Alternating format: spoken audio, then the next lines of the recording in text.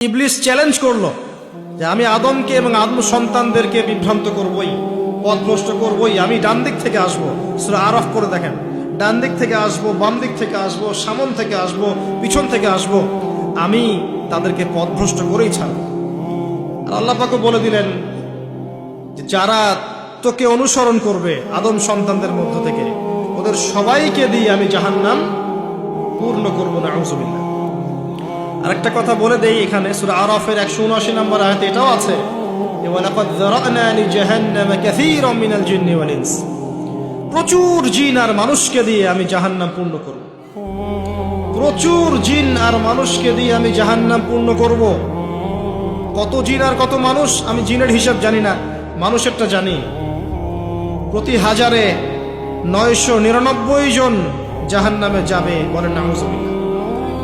সহিহ বুখারীতে 4 বার হাদিসটা এসেছে, প্রতি হাজারে 999 জন, মানে ম্যাক্সিমাম। এটা ম্যাথমেটিক্যালি হিসাব করার দরকার নাই, এর মানে হচ্ছে অধিকাংশ মানুষই কি করবে, জাহান্নামে যাবে। এবং এটা আমাদের উম্মতের ক্ষেত্রে এসেছে।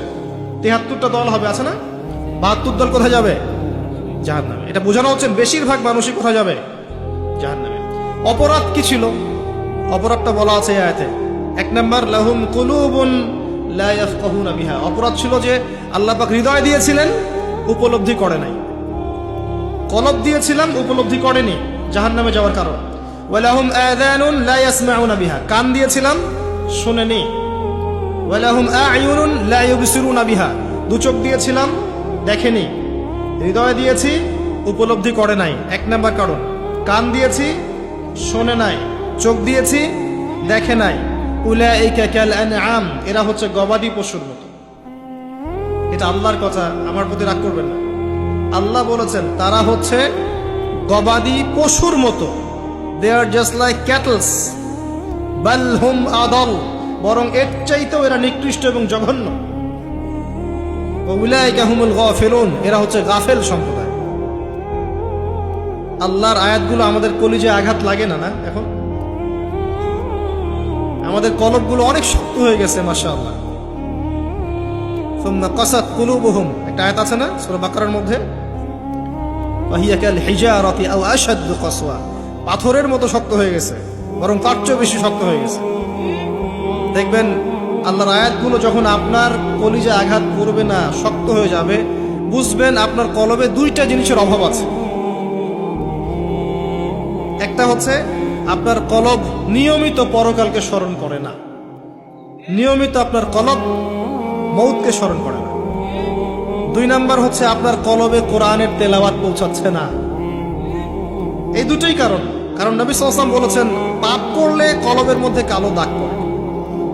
এভাবে পাপ করতে করতে করতে করতে কলবটা কলুষিত হয়ে যায়, দুর্গন্ধ বের হয়, কুৎসিত হয়ে যায়। যদি মানুষ তওবা করে, কালিমা মুছে যায়। তওবা না করলে এটা বাড়তে থাকে। নবীজি বলছেন, আমি কি তোমাদেরকে জানিয়ে দিব কোন কাজ তোমার কলবের মরিচা দূর করবে? সাহাবীরা বললেন, অবশ্যই ইয়া রাসূলুল্লাহ। তিনি তখন এই 2টা কাজ বলেছেন। 1 নাম্বার, বেশি থেকে বেশি কোরআন তেলাওয়াত এবং মৌতের স্মরণ তোমার কলবকে পরিষ্কার করে দিবে। এই 2টো কাজ আমরা করতে চাই না। এখনকার সভ্যতায় গিয়ে দেখবেন কবরস্থান সমাজের বাইরে থাকে। একটা সমাজ, এর বাইরে দেখবেন কবরস্থান, দূরে। আর ঢাকা হলে তো কথাই নাই। দেখবেন বনানীতে কবরস্থান, তার আশপাশে মানুষ ছুটছে আর ছুটছে জীবনে, দুনিয়ার জীবিকার তাগিদে। একবার ফিরে তাকানোরও সময় নাই যে ওটা কি, জায়গাটা কি, কোন জায়গা।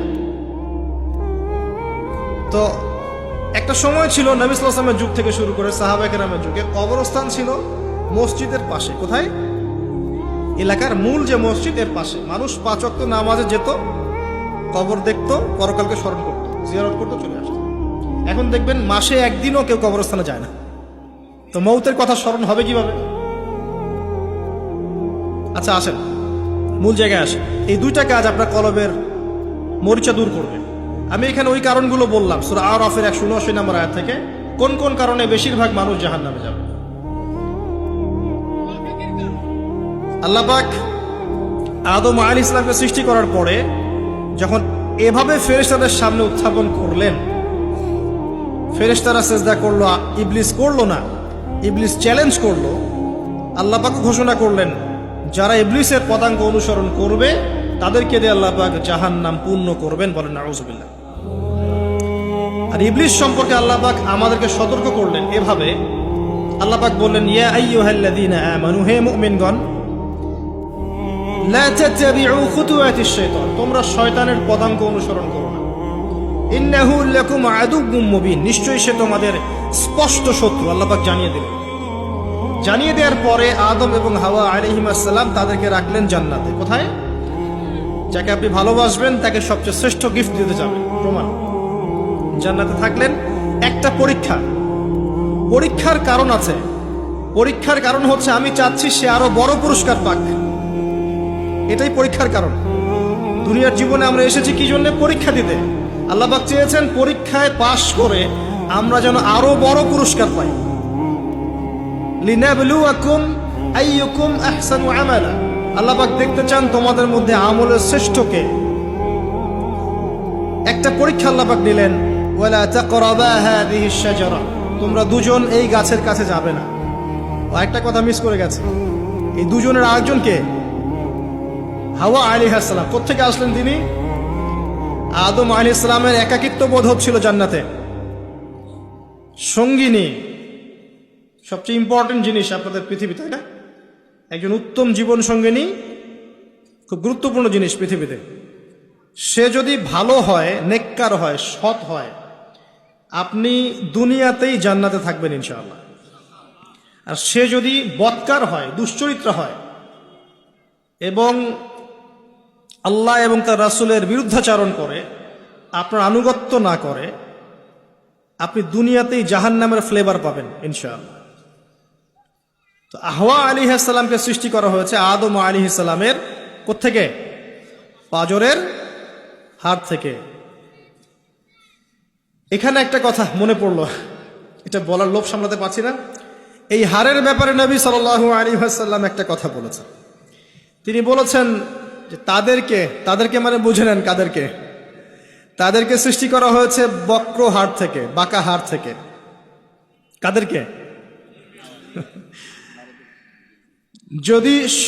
যদি জোর খাটাতে চাও তাহলে হাড়টা পটাশ করে ভেঙে দেবে, আর যদি ওই অবস্থায় ছেড়ে দাও তাহলে সে বক্রই থেকে যাবে। তার সাথে উত্তম নসিহতের মধ্য দিয়ে জীবন পার করতে হবে, এবং এটা খুব ডিফিকাল্ট। দুনিয়াতে সবচেয়ে বড় পরীক্ষাগুলোর মধ্যে একটা এটা, বক্রহারকে নিয়ে জীবন চলা। এটা সবচেয়ে বড় পরীক্ষাগুলোর মধ্যে একটা। এখানে আল্লাহ পাক যার প্রতি রহম করবেন সে ইনশাআল্লাহ তাআলা দেখবেন দুনিয়াতেই জান্নাতের ফ্লেভার পাবে।